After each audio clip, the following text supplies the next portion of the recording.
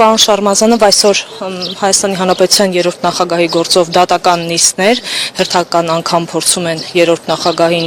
ըստ էության քաղաքական հետապնդման ենթարկել, ձեր կարծիք այս ամենի վերաբերյալ, ինչու գործը այսպես բացվեց կամ վերաբացվեց։ Ես համակարծիք եմ պարոն նախագահի եւ իմ գործընկերների կարծիքի հետ, սա իրավական աշխարհարության, քաղաքական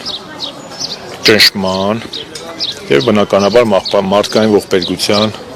ու դրա մասին հետագայում ավելի շատ կիմանալ, երբ որ դատական գործերը գնան, դրսևորում է։ Իրավական առումով սա ջուր գործ է եւ հերթական քաղաքական հետապնդումն է, ինչքան Նիկոլ Փաշինյանի եւ նրա թիմի նկատմամբ բացասական դրամատուրգությունները ավելանում են, այնքան Նիկոլ Փաշինյանը փորձում է նոր ճնշումներ գործադրել քաղաքական հակառակորդների ուղղությամբ եւ դրանց մեջ մտնում նաեւ հանրապետական կուսակցությունը եւ նրա ղեկավարը։ Պատահական չի, դա մեկ ամբողջություն է, նույն Արմեն Աշոտյանի վրա քրեական գործերի հարուցումը, Տարոն Մարգարյանի, Վարան Բաղդասարյանի, գրեթե հանրապետական չի եղել այս տարիների ընթացքում, որոնց վրա քրեական գործեր չեն հարուցել։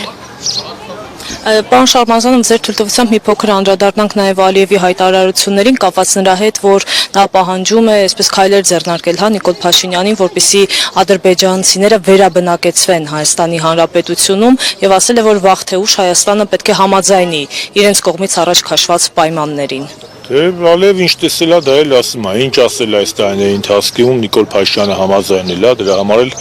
իր պահանջները ավելացնում է։ Նիկոլ Փաշինյանն է Ալիևի բերանը լեզու դրել, մեկ անգամ չէ որ ասել ենք, եւ Նիկոլ Փաշինյանը Հայաստանում պարտության կապիտուլյացիայի եւ Հայաստանի ադրբեջանացման սիմվոլի է վերածվել։ Ալիևն էլ տեսնում է։ Ուզում են այնքան տալիս են, իսկ քանի որ Ալիևը ինչ ասել է Նիկոլը տալիս է մինչ օրս, էլի պետք է ուզի։ Եվ օրերս Թերևս Նիկոլ Փաշինյանը պատրաստ չէ միայն տալ իր աթոռը Ալիևին, բայց համաձայնա, որպեսզի այդ աթոռի պահապանը լինի Ալիևը։ Իմ տպավորությունն